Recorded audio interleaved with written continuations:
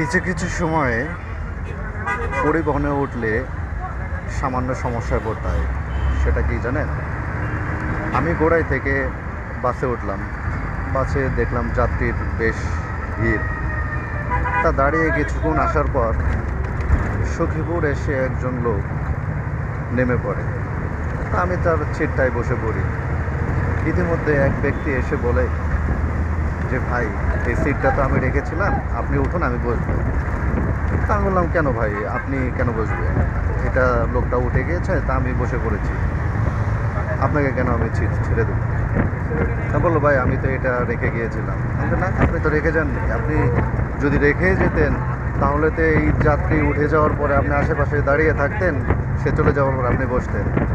তা দেখলাম লোকটা আমার সাথে বেশ তর্কে জড়াইতে চাইলো। তা আমি বললাম যে, ভাই, আপনি আমার সাথে তর্কে না জড়িয়ে বাসের কন্ট্রাক্টর বলুন, যদি সে বলে আমি আপনাকে সিটটা ছেড়ে দিই। তা বাসের কন্ট্রাক্টর এসে বললো যে, ভাই, সিটটা তো সে রেখেছিল।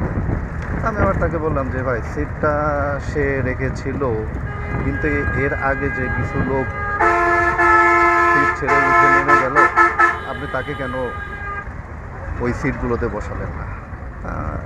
দেখলাম কন্ট্রাক্টর কথাই না পেরে সে বলে যে, ভাই, ঠিক আছে, আপনিই বসেন।